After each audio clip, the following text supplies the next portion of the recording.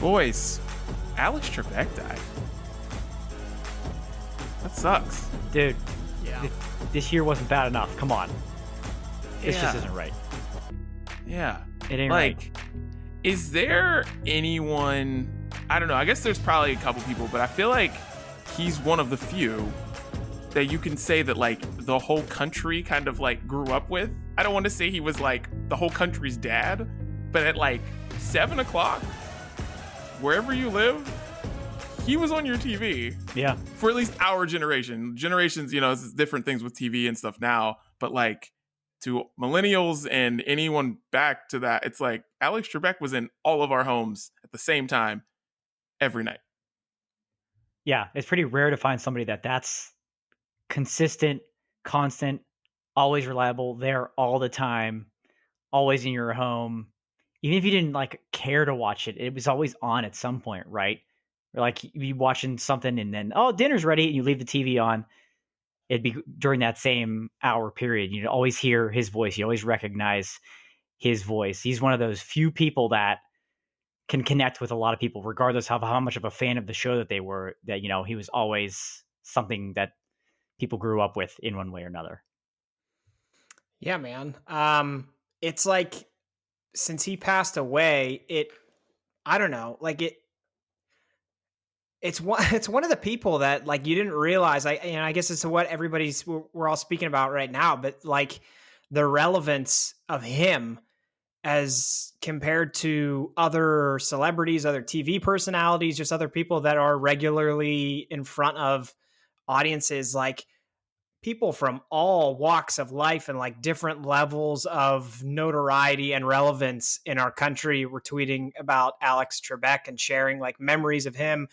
I mean, it's amazing how many like sports organizations or sports media companies had things to say about him, and how he was fans of different things. Like it's pretty crazy. I never maybe took him for granted. I don't know, but like you obviously he was with Jeopardy, and he did that for so long that it was just like the two were synonymous with each other. But it wasn't until now that I really realized how many people knew him and loved him, and how wide his reach was. It's pretty crazy. Yeah, and I saw like the NBA or maybe it was the Lakers posted this video of him just like talking about the Lakers season. Apparently he was a huge Lakers fan. I didn't know that.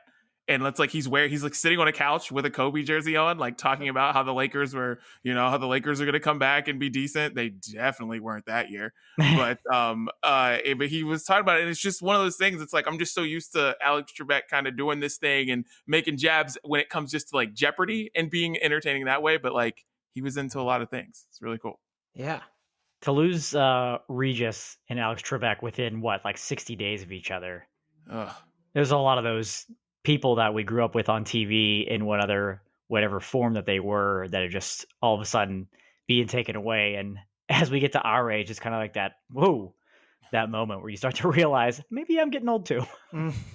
Yeah. So what happens next with Jeopardy? Like, is there somebody that's the popular choice to be the next host? Does Jeopardy keep going? Like, I feel like it's gonna be weird to watch that show with anybody else hosting it. Oh, it's going to keep going. It's going to keep going. He's talked about replacements before. Oh. Yeah, because it was basically like when he got really sick, whenever that was, when he got sick and people kind of thought he was going to die then, but then it didn't happen. He talked about replacements, but like there was nobody famous. It was just kind of like people that he thought would work. That's going to be interesting to see if it is somebody famous or not. Like with Bob Barker, Drew Carey steps in, and very different personalities, but going to a celebrity. But do you do that with Jeopardy? Like I know Dan Patrick's name was mentioned a while ago initially, because he hosted Sports Jeopardy, and he's always verbally said and brought up how much that's like the one job he would take. But he came out this week and said he absolutely wouldn't do it. So yeah, I don't know if you just go with some regular person, because you have to be right for that role. You can't throw Steve Harvey in there. You know what I mean? That's not the show for somebody like that. William Shatner, those type of people, you can't do that. So it'll be very interesting, but it's got to go on. Yeah, I don't know. So here's a question I have for you guys. What game show have you always wanted to be on? Price is Right, no doubt. Nice. That's the one. That always has a special place in my heart. Growing up, any day that you're sick, 11 o'clock, boom, there it is. You're excited for Price is Right. Even if you can go to get a half day where you fake sick for a half a day, you got to go in the second half. You can get through a Price is Right episode, you're good. But that is always the one that I've wanted to be on. That's a special one for me. Dan, do you when you're doing the work from home life, do you watch Price is Right while you're working from home? It comes on every once in a while. It doesn't have that same connection without Bob Barker. I think Drew Carey's actually done a nice job now. Initially, this kind of like, this isn't going to work. This is not going to work. But that show still has those, even though they added new twists and things like that to it, it still has those memories where, let's play some Plinko or get the yodeler up there and get the clapping going. I freaking love it. Yeah. I think that would be mine too. I always wanted to spin that huge wheel. Yeah. Ooh, yeah. I watched that so many times that I felt like I could land on $1. Like I feel like I could. You got the speed and the weight ratio down. Yeah. He's always worried about like somebody like some old lady like getting caught in it and like going underneath and going like around the wheel. So he's like, whoa, look out there. Yeah. Yeah. For me, guys, it's Supermarket Sweep. That's the show I've always wanted to be on. And it's back now. Yeah, it's back now. And I happen to work for the company that it's back for. So hopefully you might see me on there with Leslie Jones. I'm at least going to figure something out. I'm going to talk to somebody. Make that happen. That would be awesome. I need to get on Supermarket That's Sweep. a great one. I just want to run around and like, grab meat and throw it into the cart and, see if I can figure this out. Now they have Yetis in the new one. You can throw the Yeti cooler as like a huge bonus.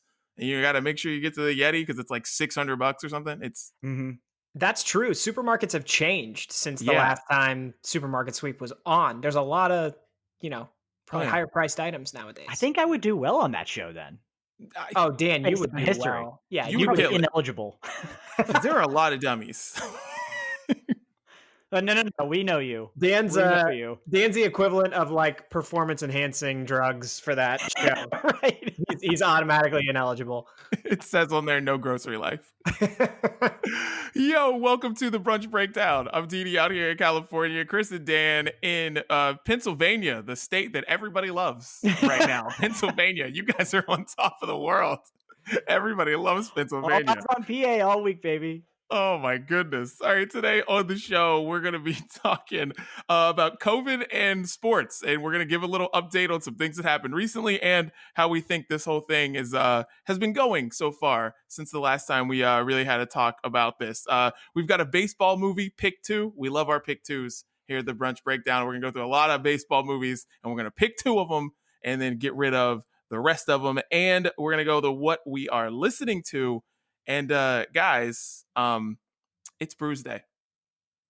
Yes, it is. So it's time to get our Brewsday on. And Chris, since you are the founder, the president, the commissioner, the king of Brewsday, let us know what you're sipping on, sir. Well, guys, you two both know me very well, and you know what my go-to beer is. And I just so happen to be drinking Yuengling, but not your standard Yuengling. Uh-oh. I am drinking the new release. Ooh. The Yuengling Hershey's Chocolate Porter, my friends. And if you want your beer to taste like chocolate syrup, well, I've got the beer for you because that's exactly what this beer tastes like. It's not one that I would recommend, you try and tailgate with. I think that would get a little rough, but it's a very good after dinner, maybe a dessert type of beer.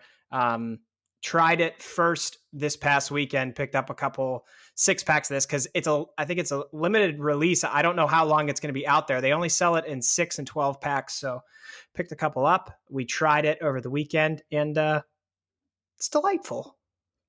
That's amazing. That's been a beer that's been on my list there, Chris. They released it last year in an even more limited variety. I don't think you could find it on the western side of Pennsylvania, which makes no sense based on where it's brewed. So that's good to know that it's within reach and within range. It sounds mighty delicious. I can't wait to try some of that. I would recommend it. It's pretty Nice. Yeah, I didn't know that Yingling had different flavors of Yingling. When did this happen? When did Yingling start just like branching out? Yeah, I think recently, honestly, because like I know they have plans now to expand their distribution farther west, and they've released like a couple different lower carb, lower calorie versions of Yingling. Because they used to be only Yingling and Yingling Light, and now they have Yingling Flight, which is a lower calorie, lower carb option. They have this chocolate porter. And I think there's like a Yingling Gold or something. So they're branching out a little bit, yeah. And I think it's because they're planning on expanding. So that's what's up. You can get it here pretty easily now. I know that. Just like regular Ying, yeah. I know you can get it here like pretty easily. Not everywhere, but like the people I know from Pittsburgh get it really easily now. It used to be a whole thing, but now you can get it pretty easy. But I remember one of our first trips out there, Chris and I, to visit you, DD, was we went to the one bar that had Yingling, and then the Pittsburgh sandwich truck, whatever it was called, was outside. Oh yeah. It was a yin explosion. It was like home away from home. That was amazing. Oh, Dan, what are you drinking? I've got something delightful here for you today as well, from one of my favorite breweries. I say that every week. Why not? This one's from Platform out of, Cleveland, Ohio, our good friends over in Cleveland. They have a whole series for fall, and it's amazing. This is the Yammy Yammy, okay? The Yammy Yammy. They have I think it's a maple pecan Yammy Yammy and a s'mores Yammy Yammy. But this is the OG, sweet potato base with some spices. You've got some cinnamon in there, and it is perfectly, I don't even have to give you my description because it's right on the can. Slightly spiced, silky, and luscious. And that's exactly what this beer is. It's fall. It's not super heavy because with a lot of fall beers, you can get it with their stouts, porters, and things like that, like what you have, Chris. But the fact that you get that spice and it's got that sensation of fall, very crisp, easy to drink. I love it. It's absolutely fantastic. Part of the Yammy Yammy series. If you can get your hands on the Yammy Yammy variety pack, you are in good shape, my friend. And that's exactly what I have. So my favorite of the three is the s'mores. But this is the OG Yammy Yammy from Platform. Cheers to my friends out there. This is a good one. I tell you what, man, anything that has a certified luscious adjective to it, I'm going to try it. I'm going to try it. It's right there. I can't make this up. I love it. Luscious, silky and luscious. Just like you like your women, right there. Yummy. That is a very Dan beer, not just because it's silky and luscious like Dan. It is. It's called Yammy Yammy, and if in like a little bit Dan says what he's listening to is a band called Yammy Yammy, I wouldn't be surprised. I'm gonna put on the new one from Yammy Yammy here. It's Yammy with a V.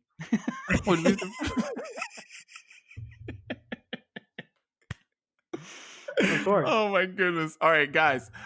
This week I'm not drinking. It's not beer this week, guys.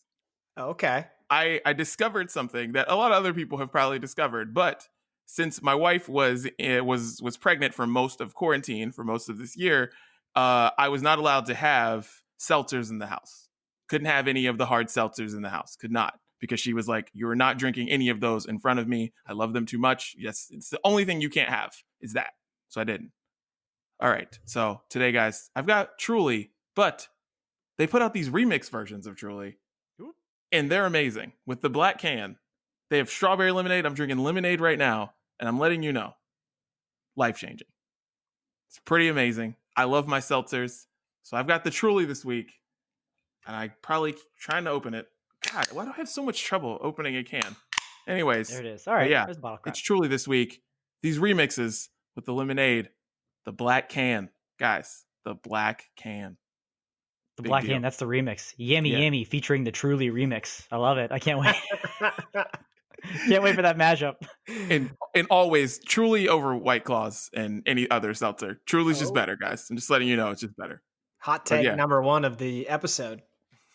truly better than White Claws. I don't hate that. I'm not mad at it. I can't drink those, dude. Like I get wrecked when I drink because they're just too good. They're just too Oh, Oh they're yeah, just too damn good. It's too easy to drink those. they are. I haven't been able to get into them much yet. There's a select few that I'd be able to sip, but the like seltzer water and all that carbonation, I can't. I need more lusciousness and more carbs apparently for me to be able to enjoy it. I'd like to because I'd like to not have to crush Yingling Flight or craft beer. So seems like it's a good middle ground. I'm just not there yet. Oh well, guys, it's Brewsday. Hey, Cheers, cheers. Cheers, Yummy. cheers, boys. Oh, All right, guys. delicious. Now it's time to get it off our chests, and I'm gonna go first because I don't know what you guys will have, but I'm gonna get this out of the way first. Just want to get it out of the way. Election week over election day. This week has been hysterical. I know to some people it's been stressful, anxious, all that stuff. I'm sorry for you guys. Get the Calm app. Election week has been incredible. The Nevada memes, all the jokes. It felt like everybody had time to get their jokes in. It wasn't just a rush for this one night and then the jokes are kind of dead. It was like everybody got it, and then it was like they announced the president, and then Saturday Night Live comes on. It was perfect. It wasn't like you had to wait till Saturday to get it. Saturday is when the thing happened, and then the show comes on. And the internet was incredible this week. I mean, all like the jokes about Kanye, and that's the reason, like Kanye winning Nevada, and that's the reason why Nevada didn't want to announce. Like, just so many great things, man, that came out of this week. And so I now want election week instead of election day. Had to get it off my chest. Oh boy, that's a hot one. That's a hot one there. I hope if that's the case moving forward, it gets a lot more easy than it was this week and a lot less stressful. I mean, holy cow, that was absolutely insane. You're right. Every day, every single day, checking, and I'm like checking, numbers that are going up by the thousands, and it's like, why don't we just wait till we get the final? We got a couple of days to wait here, but you're right. It gave people more time to get much more creative with it. It did help lighten the mood through a stressful week. That's for sure. Thoroughly enjoyed it. I saw this a lot on social media that like a lot of people were after like 3 days kind of hypothesizing about whether or not the networks were holding on to call certain states longer than they needed to just because they knew they had everybody's captive attention. Do you guys think that played a role in the whole thing? Yes, 1,000%. I don't. I do not. I don't. Although, I mean, I watched it because my man John King is the MVP of the whole thing, but I hope that's not the case. Yeah, it made me wonder. It's not something I had thought about until I saw people just mentioning it more and more. But yeah, I mean, I don't know that I need election week. Then again, I wasn't really as like deep into it. I didn't even know that they called the president until you guys texted me. So like that shows how connected I was to the whole process. But I don't know, maybe like cut it off at 3 days. I think that's my cutoff. 3 days. All right. I could take that. 3 days. I just want more than one day. I feel like the jokes, man, the jokes, the videos, everyone, just shout out to the internet. Yeah, you made a good joke You this helped us week. out. If you made a good video this week, shouts to you, internets. Election day, fascinating, week, election day. Fascinating last test in that history of 2020 class, which is coming around for future generations. Those last couple of weeks could be focused around the election against all the other stuff on top of the year. So they'll have fun with it. I love it. Well, you guys go. Get it off your chest. All right, I'll go up next. This year's really made me and most people think of a lot of things a whole lot differently, right? Putting different things into perspective. And the one that really hit me this past week was videos and photos that I've taken at concerts years and over the course of many, many years. And how I always go into it and I tell myself, I'm not going to take as many photos this time, especially if it's a band or an artist I've seen before. But I do it anyways. Take a bunch of photos, take a bunch of videos. And then you never really go back and watch those, right? You go back so you can pick out which ones you want to post on Instagram. And then they're just kind of there. right? Maybe they'll pop up in the time hop and you're like, oh yeah, we'll remember that. Well, now that we don't have those things, damn, do I relish the hell out of them. And I'm sitting there trying to like rewatch an entire concert with everything I have, zooming in on the photos and really going back and watching. Never did I think I would appreciate those videos so much. So it was just like, okay, I was there. Try to live in the moment. I try to do that, especially at these concerts. Try to enjoy it. I've seen this band before. It's the same show. I know that. Enjoy it more this time. But there I am, just there watching with the phone. But guess what? Now I'm so glad I did that because that's the closest thing we have. You have concert live streams, and those are great. I encourage people to do those. Buy a ticket, watch a live stream, help the bands out. But my time hop and my memories have been more precious than ever this year. Sometimes they let me, get me down, get me sad. Like looking at vacation photos. Where were we 365 days ago this week? Oh yeah, we were in the Bahamas. Awesome. But those concert videos that come back around helped me relive it a little bit. It makes me miss concerts a whole lot, but it also makes me appreciate the ones that I was able to go to now that they've been taken away from us for quite some time. So I always used to get annoyed at that, myself included, putting pictures and videos up at concerts. I think when concerts come back, we'll probably put those down because we haven't had them for so long. But then they'll start to come back up. And I can't be mad at that. I can't be mad at that because they've saved me a lot and brought a lot of good memories. So had to get that off my chest this week. I like it. My strategy has always been to like ask someone else to record it. Smart. Be like, hey, this song's going to be really good. You should record it. And then, right. Then I can watch it. Right. Like if I'm at a sporting event and like the game's going down to the wire, like I'll ask somebody that I'm at the game with to record it. Mm-hmm. I have never caught the moment like that in a sporting event. And I've been at a couple where some crazy stuff happened. Because I remember Syracuse beat Pitt at the buzzer. Probably like 8 years ago now. Yeah. And I almost had my camera out, but didn't. But then somebody downstairs, I think it was Justin Rose, he had his iPad out and I was so mad at myself. Because he's in the press room, like showing everybody the video they caught, and I'm just like, I was just like, no, I'm not gonna have it out. And then it's just stupid that I didn't. So always take video. I feel like I always am with that. We have computers in our pockets. Take the video if you want to take it. Take the video. Yeah, I have the end zone video from when Pitt football upset number 1 Clemson at Clemson. We were there at that game, and I was in the end zone where that long field goal came through, where that football came through. It's one of the best videos I have ever taken. And now getting to rewatch it in a time where we can't go to football games makes it even better. So that's a perfect example. I was at that game. I did not record it, but I had I think I have your video, Dan, and I have our friend Rob's video, and I tweet them all the time like I recorded it, but I definitely did not. It was not my video. And I don't even was the tweet afterwards, like the photo, the camera icon at Steel City Dan 22, and it's never there. I don't put it there. No, I don't put it there at all. I want all the selfish retweets. That's all me. Such a fraud. You're such a fraud on the internet. You're just such a fraud. Such a fraud. This guy. Such a fraud.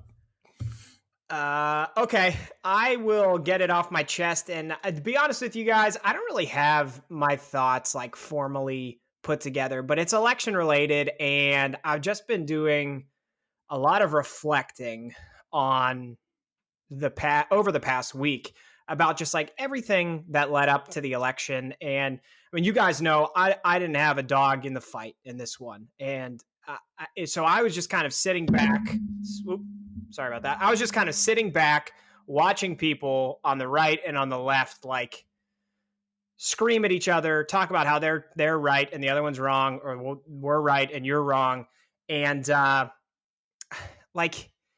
it makes it so hard to believe in the process. And now like we've elected a new president and vice president, and we're hearing all this stuff about how they're going to do everything the right way and the other person did everything the wrong way. And I don't know, like that just bugs me because there's a lot of work to be done. All of our problems are not fixed. And I wish people would kind of focus on the fact that like there's still a lot of work that has to happen. Like it's great that we elected a new president and there's a new vision and there's a lot of enthusiasm behind it. But unless like we focus on the things that got us here and the reasons that people wanted a change in, administration, and like actually put pieces to the puzzle together to make things better, we're just going to continue to do the same crap over and over again. So, like I said, I don't really have like a crescendo at the end of this, but I've just been doing a lot of reflecting about the whole process. And I feel like a lot of people have already lost sight of it because they got so wrapped up in the, I want my guy to win, or I want my guy to win. And not like, it's not like when a sports team wins a championship, like they won that championship. They put all the pieces together. They won all the games and they won the championship. This one is like you win the championship and now you have to put all the pieces together. So it's kind of the reverse of that. And I just hope people are focused on the right things as we move forward from all this. I'm with you. There needs to be more of a focus. I think a lot of people lose sight of the fact that like the president really can't do that much. The president really, like, his job is almost to like he can influence a lot of things. There are some big things that the president can do, but like the problems that a lot of people have and a lot of things that have been hot, big topics in 2020 and stuff, like when it comes to police reform and stuff like that has to do with like your mayor. Like that has to do with like your government in your city. You know what I mean? Like that, the president can't just be like, all right, Pittsburgh, you go do this now, or Pennsylvania, you do this, or West Virginia, you do this. That doesn't work like that. So like if your whole state is run by Republicans, and you're a Republican, but your president is a Democrat, you're fine. They can't do anything. So like I feel like a lot of people are misguided. It's like national politics, they make it such a big deal with national politics and people are worried about other states, but it's like, worry about where you are. And I feel like that needs to like be more of a focus. Cause I hear you. It's been a lot of really dumb arguments from people. And I'm like, guys, like, you're fine. Mm-hmm. Like, a lot of work needs to be done, but yeah, like you're fine. Just wait 2 years from now. We start this process all over again. That'll get you excited. That'll get you excited to get out of 2020. I'm excited for the Dan Kanye ticket. I really am. Let's go. Turn all those states purple. Let's do it, baby. The birthday party ticket, Dan and Kanye. Good God. Well, boys, let's get into the main course. And the main course is a gross one. COVID in sports. A lot of things going on. Notre Dame. Did you guys see this? They beat Clemson. I was excited. I'm a big Notre Dame fan over here. Love them. But then their fans, who were really too close together at the stadium, rushed the field. And it literally looked like Covidchella, COVID-palooza. It was bizarre to me. What did you guys think when you saw that? I didn't. Yeah, so like that game went to double overtime. I tuned out. I did not see the end of it until like the next day I saw the score. And the way I saw the score was, hey, Notre Dame won. But by the way, and then it was just a sea of people in a picture. And man, I couldn't believe it. And like, I don't blame students for that. I'm thinking like, why is there not stadium staff queued up? It's a number 1 versus number 4. This is a huge game. And if you upset a team, that could happen. It's your own stadium. Kids can run on the field. Like, why would there not be stadium staff? All you got to do is line up those dudes in yellow jackets. And then everybody's like, okay, we're not supposed to go on the field. So I couldn't believe that not the students did it because they're students. And I probably would have done it too. But that there was just like, nobody thought that could be something that happened in the biggest game of the season. Right. It's not like it was anything super out of the ordinary. It was the number 1 versus the number 4 with a backup quarterback in. It's very much on the table. It's at Notre Dame. And Brian Kelly came out and said it. He's like, we honestly just didn't have the staffing there in place for something like that. Everything's difficult right now. We just we didn't have the personnel, and it's unfortunate, but they're students. They were all tested. Yeah. I was like, yeah, but right. Okay, whatever. But that's a mess. That's the last thing you want to see right now as we go through another peak and another spike of this disastrous thing. There's already trouble enough on college campuses, and then you throw something like that together. It's like, yikes, big time yikes. that wasn't great. But you're right, Chris. It kind of took away from the headline of them actually winning the game.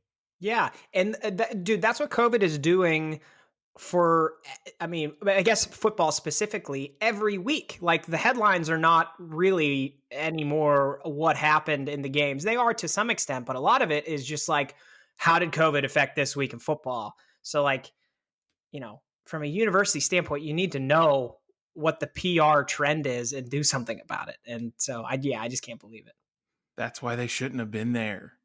Like, they just shouldn't have been there. Like, people, like, because once you let them in, once you let people in, and I don't know how many people they let in the stadium, but it sure looked like a lot. Yeah. And you can't stop them from rushing the field. That's the biggest win for Notre Dame in a very long time. Like a really long time. And you can't stop kids from rushing the field. That's why it's like, yeah, like you said, I don't blame the students. And I'm like, I don't either. Because, like, if you're there, they just beat Clemson, who's been the best team, one of the best teams of the decade. You're going to rush the field. But they just shouldn't have been there for that. But that's, another thing with, like, colleges and doing this. And it's like everybody wants to make their money. Nobody wants to, they want to get their chance to make their money. But, like, there's just certain things you just can't let happen. And I just thought it's Notre Dame. And it's like, you're supposed to be, above everyone and smarter than everyone. And it's like, because if this happened at an SEC school, we would not be having the same conversation. If it happened in Clemson, we wouldn't be having the same conversation. Yeah, exactly. But it happened at Notre Dame. It happened at Notre Dame. And it's just like, what the hell were you guys thinking? Like, it's bad. And I just wonder what's in a week from now, what is going to be the story at Notre Dame? It's not going to be that Notre Dame's undefeated. It might be that they have to shut down the whole season. What if that was the end result of this whole thing, is that the players and the students celebrated on the field, and then you find out that Notre Dame's maybe best team in 30 years has to suspend this? Look at the Notre Dame fan is just cringing on this podcast. That would be luscious, in a word. Like, I didn't even think about that happening until, because I mean, well, it's a lot of people in a small area. Well, undefeated. I've already got my undefeated season sweatshirt, and I'll buy another one for 2020 because, hey, if the season ends, we're undefeated. Sorry, hey, nobody wants to play us with COVID. That's fine. That's your choice, NCAA. It's your choice, teams. Undefeated season, national champs. Well, my gosh. I'm with you on the fan piece, though, because we're halfway into the football season now. And the more football I watch, the more I realize that regardless of whether there is zero capacity or partial capacity, if it's not full capacity for me watching, I just think it kind of sucks. Like, I'm into some of the games, but this year has made me realize how much I love and appreciate just the fan piece at games. And it's so hard for me to take a lot of these games seriously when there's if there's nobody in this stadium, or if there's like 7,000 people there. I don't know. It's really, it changes the dynamic so much for me. Takes away from college football a lot. NFL, I haven't missed fans at all. At all. Just haven't missed them. Good God. I'm with you. It has a bigger effect on college, that's for sure. Yeah. I don't know. But yeah, it's weird. All right. Well, now the Steelers, that's a big story. Steelers, a bunch of them got COVID. Or possibly have COVID. Ben Roethlisberger being one of them. The Steelers, another team undefeated. They will not be giving them a Super Bowl trophy if they shut down their season as an undefeated. But you could wear undefeated, season sweatshirts and all that. But yeah, the NFL with COVID. What do you think about how this has been this year with the NFL and how they have handled COVID-19? I don't think it's been great. The fact that they've had to continually make more strict protocols as like weeks go along. Some of these teams just haven't given a damn. The Titans, the Raiders, to be very specific. And now they're taking draft picks away. Like, and the fact that they didn't have these things like in place ready, like the NFL had so much confidence that this was going to work and that they've had to implement more strict rules and protocols and things like that is just terrible. A lot of staff members seem to get it versus players. So I think they're not being, told and being taking it as seriously for whatever doing and the people that they're around. But it's terrible. I mean, it's smart in a way. Like you mentioned, Ben Roethlisberger and a couple other Steelers they can't practice for 5 days.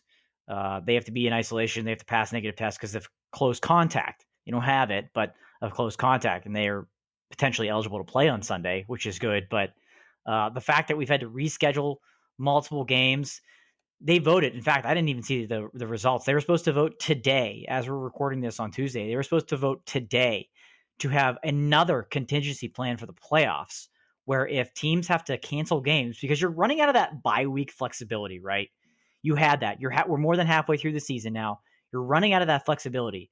If you have to cancel games, keep in mind they were already going to add 2 teams to the playoffs this year, 1 from each conference. That was already enough. The contingency plan for COVID is adding 2 more teams to the playoffs. So there's 8 from each conference, and they would be seeded based on winning percentage alone in case they have to cancel games. So it would be strictly winning percentage, and it'd be 1 through 8, and every team would play every week. 1 would play 8, it'd be a bracket. 2 would play 7. Bye weeks are gone. Like, this is insane if this gets passed. I wish I had the results now. I don't know if they've completely voted on it yet, but that's absolutely insane. The NFL is way too focused on making money right now that this is actually their plan that they're coming up with because they can't control this damn thing. Well, as a Steelers fan, I love the win percentage. We should just contract COVID the rest of the year, be the number 1 seed. But we don't get a bye then. Well, if no one's getting a bye, no one's getting a bye. It's true. That's the thing. It's like you lose the bye, but also maybe your path can be a little bit easier because they didn't mention anything about reseeding. Yeah, because I'm thinking if I'm the Steelers, I want to be up here and have like the Chiefs down here. Right.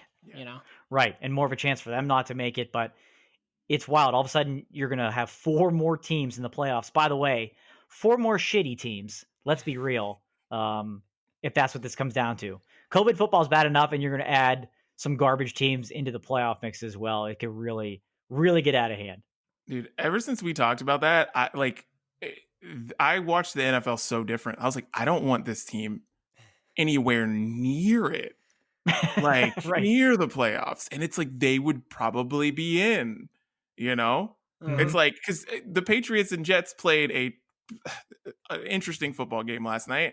And I'm watching that game. I'm like, yeah, the Patriots are still in the playoff hunt. And they're like full in the playoff hunt if this thing expands to even more teams. And it's like, that Patriots team isn't good. They've been ravaged by COVID. They were ravaged by COVID before the season even started. Because they had more players than any team say that they just weren't going to play this year. So like, it'll be weird. I'll tell you that if that's the case. Yeah, I hope it somehow gets under control and the players start to take it more seriously because it's obviously getting worse everywhere. But you're getting more and more cases coming out of the NFL. And by the time this season ends, who knows? I hope they don't have to cancel games. I hope they don't have to go to this expanded playoff format from there. But it's been frustrating to say the least that they've had to continually adapt multiple times now, and it's still not being taken as seriously as it should have. I'm so conflicted because I'm all for more football. I love watching football. But yeah, the more it gets expanded and the more this stuff happens, the less I'm really able to kind of take all of this seriously. You know what I mean? Mm-hmm. Like the way the NHL and the NBA did it in the bubbles, it wasn't ideal, but things ran smoothly. The teams had the players they were supposed to have. And the amount of teams that were supposed to be in the playoffs were in the playoffs, and they didn't have to change everything and make it up as they went. And I just think with this, like, however it works out, it's going to be hard to take it seriously at the end of the day. Yeah, because the way I'm so conflicted because it's not like I'm not watching football every week, and I'm happy that there's games on. I'm happy that football's there, but I just feel like we're gonna look back on this in like few years and be like, this was bad, and more players are going to talk about it because you're seeing because you're seeing reports about like, not reports, I mean, it's like facts about players. The Jacksonville, they have a player who's like been in the hospital twice and they shut him down for the whole season because of COVID. And like there are players that have come back from COVID and they've just seemed like strange. And everyone's like, oh, they're off. I don't know what's going on with Ezekiel Elliott's like balance and his vision. And I'm like, well, I mean, you're mentioning all these things, but you're not mentioning the fact that he had COVID. You know what I mean? Mm-hmm. And I know you don't want to speculate, but it's like, it's one of those things that could be a possibility. Like, I don't know how long this thing takes to recover. And, you know, and Trevor, and we're talking about college football, Trevor Lawrence was like, yeah, my smell is starting to come back, but my taste is not there yet. I'm like, what? Huh? That's what? wild. Which we didn't even mention the fact that he was on the sideline for that game. With his mask off. And he was taking it off and talking to people. Like, I don't want to be the guy that's like constantly, because so many people are doing that, right? Like constantly policing everything that everybody else is doing and telling them what's right or wrong. Like, I don't want to do that. But like when you're playing in the biggest game of the year, like that, it does turn out to be a bad look. You got to know, you got to be aware. I was surprised they even had him there. Like, what is he providing? It's only a potential distraction, right? When I saw the picture go, like when I saw the video go around of him doing that, I couldn't believe he was there because I had no idea that he was even in the building. And I was like, this is stupid. Why did he make the trip from South Carolina to Indiana? For what? Just stupid. A lot of people aren't using their heads. I wish more people would. Amen to that. Yeah, gosh. And now, Chris, you sent us in the text today, college basketball coming back. Yeah, college basketball. I saw the ACC release their schedule. They're starting in early December. I believe there is some college basketball starting in late November this month. But initially there were plans to do some like bubble NITs at the beginning of the season. But it seems like most of those have been scrapped, and now it's just they're playing conference seasons. And like Pitt, where I'm at, they're planning for reduced attendance, but there will be attendance at basketball games. I saw Duke is starting the year with no attendance, and they may change that as time goes on. So I feel like the dynamics there of an outdoor sport with, you know, partial attendance as opposed to an indoor sport with attendance is maybe a little different. But yeah, I feel like college basketball it's just been overlooked this whole time, but they've been making plans and they're like, hey, we're playing. Did you guys know we're playing? So it'll be more entertainment, which is good. I'm kind of nervous as to how it's all going to play out though. Yeah. Yeah, I think this is going to be a disaster. I do. I'm not ready for college basketball. I love college basketball, but I am not ready for it. We just crowned a champion in the NHL, the NBA, in Major League Baseball. We're in the heart of the NFL season. The Masters are on this freaking week. There's enough right now for me that I don't need college basketball when it's supposed to start, because we went so long without anything and then it just all came back so suddenly. There's no reason to rush this. If they don't play a tournament, this season doesn't mean a damn thing, just like last year. The reason we forgot about college basketball because there's no freaking tournament. That's what everybody waits around for. The regular season games are great. Conference season games are great. But if you don't finish it with the tournament, who gives a shit?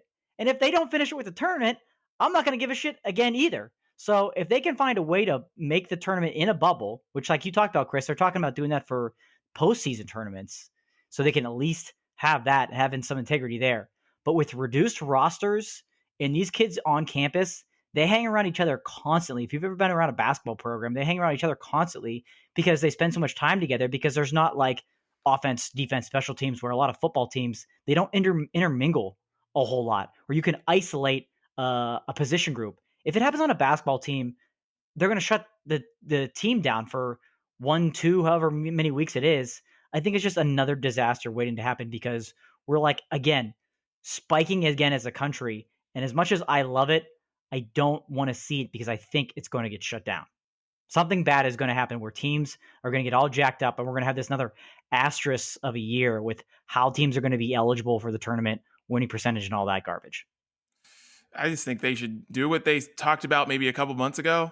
And when they said like they were just going to have one big tournament with 360, however many, teams, I was all for it. I'm like, just start this thing in, I don't know, February or something and just get it going, or whenever you want to start it, just do it. Just because I think that's the only, and maybe you bubble the pods they're in. Like, if you're in St. Louis, you're in Pittsburgh, you're in wherever, you just kind of bubble that, and the teams around each other, they play each other, you get out of that. I just don't know how you're going to pull this off without a bubble. I don't know how any of these things are going to pull things off really without some kind of bubble, because that's how it worked for the NBA and NHL. And it just like, it happened, it was done, and they got a champ. And like, I just feel like you need a bubble, and you can't bubble college kids that aren't getting paid. So that's kind of the issue with that. You can't do that, but I think they need to figure something out where it's just one big tournament and it's just like, hey man, 2021 was weird. Like, that's how we get a champion, and that's just what it is. It's gonna be weird, but I don't know. Everything's weird. So yeah, I mean, the reason it works for football is because to go back to what Dan was saying, like if you have one or two wide receivers test positive, well, you have 8 of them on the team. If you have 2 players test positive on a basketball team, and then the others are all wrapped up in contact tracing, you don't have a basketball team. Right. So I don't know. I don't understand how it's going to feasibly work. They've all touched each other. They've all sweat on each other. Like you know what I mean? It's like basketball is playing each other. So 10 of your players, or of your 15, like, are on the court together all the time, touching each other, rubbing against each other. That's basketball. Yep. I don't. It's indoors. It's indoor. It's just that's why I just think it's got disaster written all over it. It won't take as much for the dominoes to start falling, for things to have to start getting shut down. And I hate to see it, because I absolutely love that sport. That'll be another weird one without fans in it, but I don't think they should. That's another one where it gets a little dangerous as well with how many you actually allow in. But it'll be interesting to see if they can make it to the NCAA tournament. We get any sort of March Madness this year. Yeah, super weird. COVID in sports. But guys, let's go to the next thing in our main course. Baseball movie pick 2. We love our pick 2s here. We've done them with nostalgic 90s movies. We've done them with Halloween candy, and we're going to do them a lot because we just enjoy them, and you guys love them a lot more than I ever, in my wildest, I never going to believe that you guys working on some theme music for the segment. We'll get there. Yeah. So who found this? I don't know. Who found this? I'll let you take it. This baseball movie pick 2. This was me. I found this trending on Twitter this week, and everybody's got these pick 2s, like you said, DD. And this is baseball. I don't know why we're not. Baseball season is over. It's just one of those random things that pops up, starts trending. So you have 16 movies here. Honestly, they're not all super easy to identify. The Babe, 42, League of Their Own, The Sandlot, Little Big League, Rookie of the Year, 8 Men Out, The National, The Rookie, 61, Major League, Moneyball, Mr. Baseball, Bad News Bears, Field of Dreams, and does anybody know the last one? It's a famous movie picture cover, but I need some words on that one. I assume that guy is the baseball player, though. It's not the woman that's draped around him. So probably a pretty famous one, and I need words on that movie poster. Let's pick the title. Baseball Man Finds Love. All right, we'll go with that. Yep, Baseball Man Finds Love. For the love of baseball. Something stupid like that. Anyways, so yeah, and you have some older movies, some newer movies, some family-friendly movies, some not-so-family-friendly movies in here. But yeah, we're going to make a pick 2 out of this because there's some good ones on here, guys. Definitely. Yeah, there's some good ones. There's also some that I'm never watching. Or never watching ever again. God, Field of Dreams is the boringest movie of all time. I mean, like, for the life, I just don't understand. Like, I don't get it. Like, I just don't get it. Field of Dreams is so boring. So bad. Yeah, there's some movies on here that I'm afraid to admit that I haven't even seen. I don't know if I've seen Field of Dreams all the way through. What? Yeah, I don't know if I've seen it all the way through. Probably because it's so boring, like Dee Dee said. Okay, well, we're going to stop the slander right here because that is definitely one of my 2. I love that movie. Whoa. God. I'm surprised at that. I know what your other one is, but I'm surprised at that, Chris. That is a great movie. I'm well, I'm not upset. I don't really care if you guys like it or not, but that's something. That's something. Okay. Continue, Dan. Sorry. I just had to stop the slander. Well, do you have a what's your other one then? You gave your first one is 2? Field of Dreams. What's your other one of these 2? Yeah, so full transparency, I've seen 5 of these. So I 5. Oh, wow, that's low. Yeah. That's like a third. That's not very many. But Rookie of the Year, I just love that movie. Float It, his mom was the pitcher. He never knew. Gary Busey is crazy Gary Busey. There you got the pitching coach that locks himself in there and he's always freaking out. I love that movie. And it's one that came out when I was a little kid. So, you have that connection to it from it being, one of the movies you grew up with. So Rookie of the Year and Field of Dreams are my 2. Little help now. Little help now. Rosenbacher, Gardenhoser. Oh, boy. I'll go ahead and say it. That Rookie of the Year is one of my 2 as well. The quotes in that movie are fantastic. It may not be one of the 2. It's not one of the 2 best movies on here. That's a different discussion. It's not one of the 2 best movies, but for me, it's absolutely one of my favorites. I still would crack up at it. Like you said, Chris, growing up with it, Rookie of the Year was a really, really good one for me. So that's one. And now it gets difficult because there are, like I said, there are better movies on here. But my second pick is actually going to be A League of Their Own. I think that movie is really, really well done, and I watch it all the time when it's on TV. You have a lot of famous people with roles in there: Rosie O'Donnell, Madonna, but of course Tom Hanks, Gina Davis. It's such a good movie. It really is. But it was hard for me to not pick 42. It was hard for me to not pick 61. And it was also hard for me to not pick Major League. But I got to go with League of Their Own and Rookie of the Year for my 2. Major League and A League of Their Own. Those are the 2 for me. Major League is just... Major League 1, Major League 2, whatever. I love both of those movies. Those movies are amazing. That's like a movie that I should have never been allowed to watch when I was a kid. But like having older cousins Right. is great. Like, my goodness, man, having older cousins, or if you have older siblings or whatever, like being able to watch the movies that you weren't supposed to be watching. But my God, when I watch that movie now, I'm like, why was I watching that movie when I was like 8? I have no idea. But Major League is just it's such a classic movie. It's so great. And A League of Their Own is just, the performances in League of Their Own are so good. That's that's a movie that's like, when it's on, I'm watching it. It comes on HBO a lot, and I'm like scrolling through stuff. League of Their Own is just super good. It's just such good Tom Hanks, and just I just love A League of Their Own. 42 was close on here for me. So was Rookie of the Year. I love that movie too. But I will tell you what movie was not. The National. What the fuck is that? What's The National? Isn't that Robert Redford? That's like a famous baseball movie. It's old, but I think that's Robert Redford. Yeah, I don't know. I was like, is that Clint Eastwood? I have no idea. Looks a little like it does look like Clint Eastwood. Yeah, I don't know who that. I don't know who that is, but yeah, The National.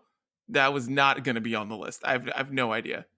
I've been told to watch 8 Men Out by like several people, and I've never seen it. But it's like about gambling and how. But I know it's about gambling and like the 19 something. The Black Sox. Yeah, that's what it's about. Yeah. and I've been told to watch that, but I've never seen it. Well, what's the worst movie on here that you've both seen? Since that seems to be the smaller list for all of us. The Sandlot. I knew that was coming. Yeah, I mean, wait. So the only movies I've seen are Field of Dreams, Major League, Rookie of the Year. Wait, what's the one with Tom Hanks called? The League of Their Own. League of Their Own and The Sandlot. And so, geez, I don't know. I guess The Sandlot, but yeah, I guess The Sandlot. I don't like saying that. I don't think it's a bad movie. I'm just kind of tired of it. Yeah. MLB Network basically played The Sandlot and Major League all summer long when there was no baseball. Yeah. You have plenty of time to get sick of both of those movies. That's for sure. Yeah, there's a good handful on here that I really haven't seen. You know, Bad News Bears, I don't find that as a good movie at all. I know it's an older movie and maybe other generations like it, but not for me. Not for me. Moneyball was good. Have you guys both seen Moneyball? I haven't seen Moneyball. Yeah, I haven't seen it either, but it's one that I've always thought that like I actually want to see at some point. So yeah, I've only heard good things about that one. That's one that's worth seeing. And 61 too. I don't think that was super, super popular. Roger Maris and Mickey Mantle, the race for 61 home runs in a season back when that used to be the record. That's a sneaky good movie too. So if you can find that one, I'd recommend that. Yeah, I saw the remake of Bad News Bears. I saw that one. I didn't see the old one. Yeah. I saw the remake of Bad News Bears. And that was just cringeworthy. I didn't really enjoy it. I was like, I mean, back in the day, I guess this would have been a thing. Like, you know, the way they treat the kids. I'm like, I guess that was a thing, but not for me. No. No, not for me. Not for me at all. My gosh. But yeah, baseball pick 2. You tell us. We're going to put this on Instagram. Let us know your picks. If you could add a baseball movie to this, what would you add? Ooh. Do you have one at the top of your mind that you would add? Because I have Hardball. The Keanu Reeves coaches a baseball team of kids from the inner city. And it's great. We should rank Keanu Reeves' sports movies. Oh, down. Put the replacements on there. And down. Are there any others? I don't know. Ooh, fun fact. Keanu Reeves was supposed to be in White Men Can't Jump. Really? Yes. He got cast for the part. All the things, right? He got cast for it. And then they were like, we can teach him how to fake playing basketball. We'll be able to do it. They brought in like the best dribbling coaches, the best basketball coaches to possibly teach him how to be a decent basketball player to look good on film. Sucked. Couldn't do it. And they brought Woody Harrelson back in because they were like, Woody from Cheers? There's no way this guy can do that. But he could play basketball. Like he was really good at basketball. And like, but they ended up like getting him. But yeah, Keanu Reeves is who they wanted. And he sucked. It's one of those things I saw, and like someone did some really long piece on like the history of White Men Can't Jump, like on its 20th anniversary or something a few years ago. And that part I will never forget because I just think about Keanu Reeves playing basketball and sucking so bad that like, we can't make this movie. I love it. Yeah. Any others? Any ads? I can't think of any. Yeah. I'm gonna have to think this through. There's got to be something that should be on here. Clearly, from that graphic, baseball movies have not been my forte.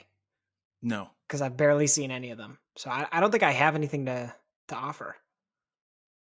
Yeah, I think they did a good. I mean, there's pretty much all. I don't know if there's more, but Hardball was the only like one that was missing there.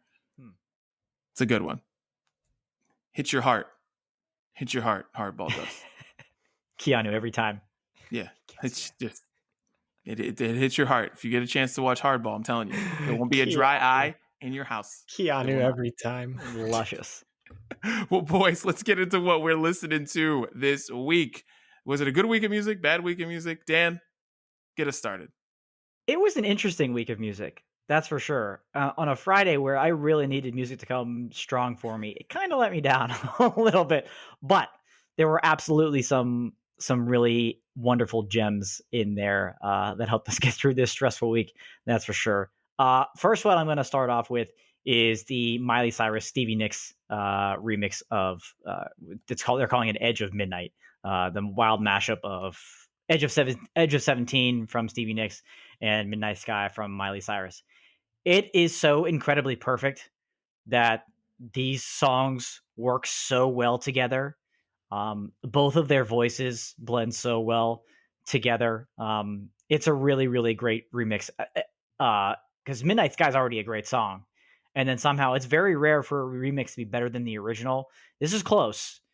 It starts with that familiar guitar strum from Edge of 17 that everybody knows, and then it just finds a way to weave itself in and out with both of their vocals and both of the songs. You can hear both of the songs throughout. So the Edge of Midnight remix from Miley and Stevie Nicks is definitely a good one from this week.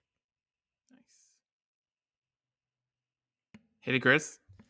All right. The first song I want to put on the playlist and talk about that I listened to this week is from a band called, their name is WSTR.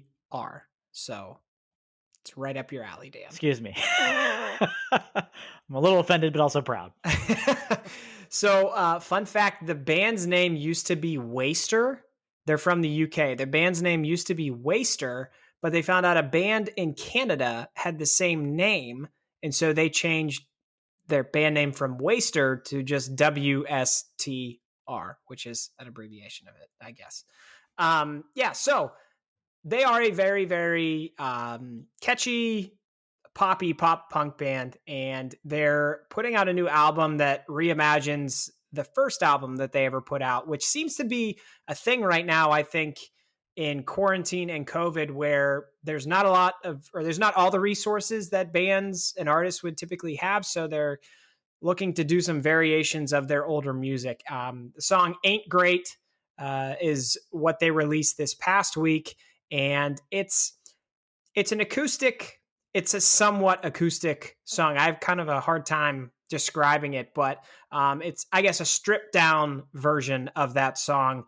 And it's kind of a preview to the full album that they're going to be putting out that reimagines their first album. So I'm going to put that on the playlist this week. WSTR or Waster. I like it. Waster. WSTR. Okay. There's no V in there, but it's a shame. They could sneak one in. I've sent them an email. That's what it's missing. That's definitely what it's missing. Well, do you guys miss clubs? Do you guys miss the nightclubs? Do you miss clubs in Vegas? Do you miss partying? Well, I got one for you. And I need you to do this before I tell you the name of the song. Okay? I need you to turn your volume all the way up before you listen to this song. Whatever you're using, turn it all the way up. Headphones, your stereo, whatever it is, your car radio, and play Icona Pop and Sophie Tucker's Spa. Listen. This song is...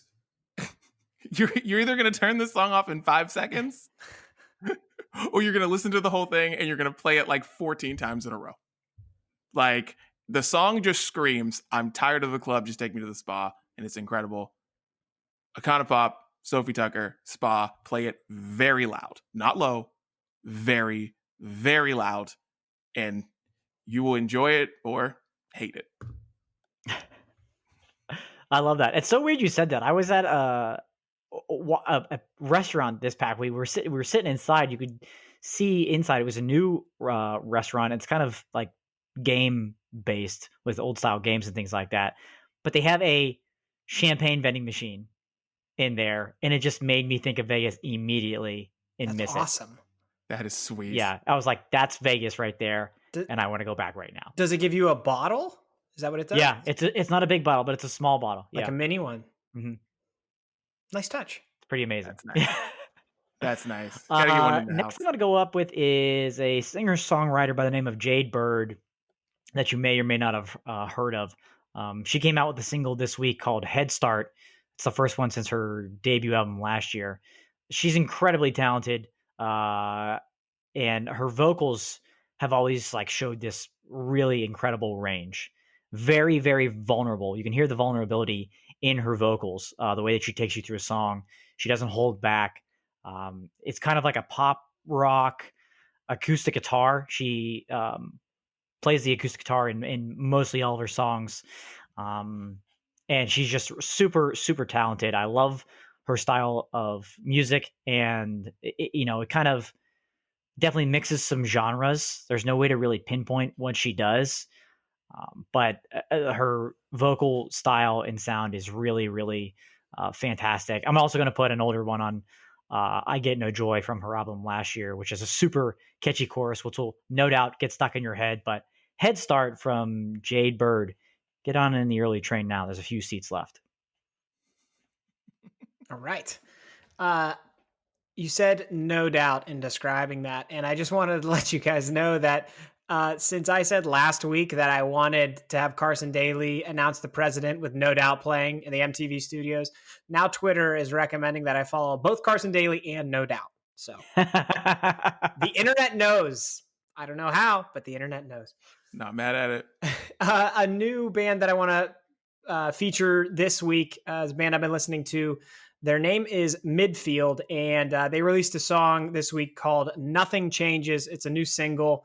I don't know if they have an album that they're expecting anytime soon. I couldn't find out any information about that, but the song really hits. It's a band that I hadn't known about until recently, so I thought it would be a perfect opportunity to put them on the playlist and show them some love. So Midfield, Nothing Changes. That's my second pick.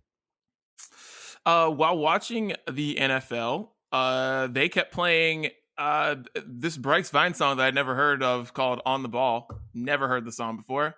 They kept playing it in between in games, so I Shazammed it. I was like, what is this song? Found out. Came out a couple years ago, but I never heard it. And it's just a really good jam. Chris, you're going to love working out to this. All right. I think it's a Chris Gates fit recommendation there. Bryce Vine, On the Ball. Because I feel like Bryce is usually more laid back than this. And it's like kind of a in-your-face thing from Bryce. So I don't know what he was doing in 2018, but this song's really cool. So check it out, On the Ball, Bryce Vine. Yeah, Chris, I don't know if Jade Bird is quite up the workout playlists up the alley there, but whatever you do when you listen to your country music, that's when you listen to Jade Bird. So fair warning. I don't want you hitting that, pumping iron, and all of a sudden Head Start comes on. You're like, well, what the hell? Hey, setting. That's all I need to say. I've squatted to Luke Combs before. There, I don't. There you go. Yeah, we can. It's an open environment. Just want to be proper. Well, now here's one that absolutely will fit in with your workout playlist. Royal Blood, the English rock duo, have been around for a little while now, but they have finally started to release some new music. They released the first single off their upcoming album for next year, called Trouble's Coming.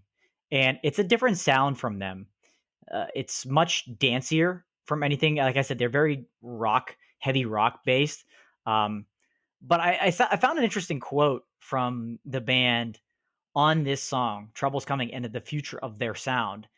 They said that we found this fine line between classic rock, dance, and disco meeting AC/DC.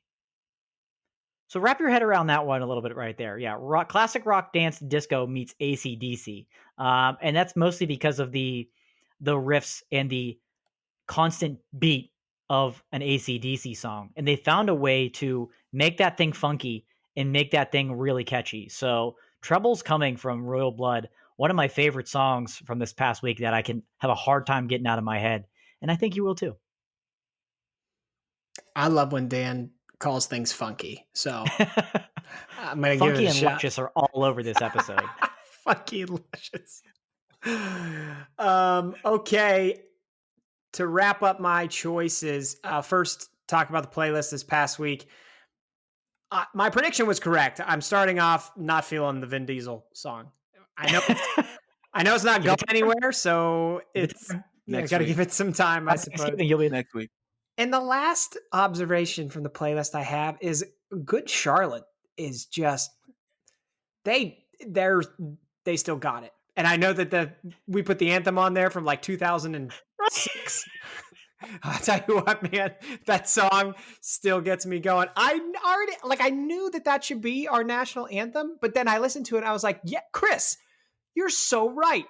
And I just wanted to mention that. Okay. Good for Good Charlotte. I saw them in concert like 2 years ago, and it was still a lot of fun. And they Anyway, still had it then. Yeah, they still had it then, so they probably have it now. My retro replacement this week is by Trey Songz and Fabulous. Fabulous. Say Ah. That's a good one. That's the one. That's a good one. That's the beautiful, beautiful song.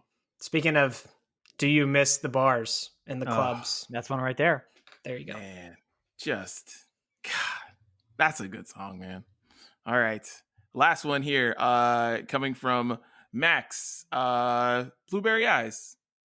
And I like Blueberry Eyes a lot, but one thing I don't like about it, there's one thing I don't like about it. I don't like the rap verse in there. I hate it. I hate the rap verse in there by one of the members of BTS. It's just not needed. The song's super smooth. It's about his wife. It's cool. Video's cool. Don't need the verse from the K-pop guy. Max, Blueberry Eyes. Please release a version without the rap verse in it. There's nothing I hate more than an unneeded verse of a song that's just that can ruin a song. Super good. But Blueberry Eyes is really good. Upbeat, love song. Feel like all of us could sing it to our wives and fiancés. It's a beautiful thing. Noted. Okay. I like that. It's beautiful. A lot of emotions in this week's playlist. I can't wait. My goal on every week's playlist is just to have one song that Chris works out to. That's my goal. I work out to I realized this a couple weeks ago. Oh, you mean like for the long haul? Yeah, for the long haul. No. I want one that sticks on his actual workout playlist. Okay. Yeah, that transfers from Sounds of Brunch over to This Is What I Squat To. I should make that playlist. Well, the Big Sean song got carried over that you put on there a few weeks ago, so that's one. Yeah, I mean, it kind of tells you to work out. It's like telling you. Yeah. Why would I stop? That always It's helps. like challenging you. Yeah. Well, boys, this has been another fun one. Brunch Breakdown, episode 26. Am I right on that? Yes. Okay, because I was not sure. I put 26 on the thing, and I was like, I don't know if this is 26 or 27, but we've done 26 of these. Thank you guys for listening. And Dan, tell them where they can find everything Brunch Breakdown. That's right. You can find the podcast anywhere that you listen to podcasts. That includes Apple Podcasts, Spotify, Google Podcasts, SoundCloud, Stitcher, anywhere and everywhere. Make sure you hit subscribe. Those episodes come to you every single week, so you don't have to wait and search for them. You can also find the full video episodes with visuals included from some of our topics that we discuss. Those are posted on Wednesdays as well, both on our YouTube page and our Facebook page. Speaking of which, find us everywhere on social media just by searching at Brunch Breakdown, Facebook, Instagram, and Twitter. You follow us, we follow you back. And let us know. Give us the input on the your top 2 baseball movies. Topics like that moving forward. We got some Thanksgiving things coming up in a couple of weeks. It's going to get hot. It's going to get heavy. So follow us there. Very excited about the things we have coming up. Very excited. Well, Lots of guys, good stuff. This has been fun. And shouts to Pennsylvania. You guys win the week, I guess. And this has been a Brunch Breakdown. We're out.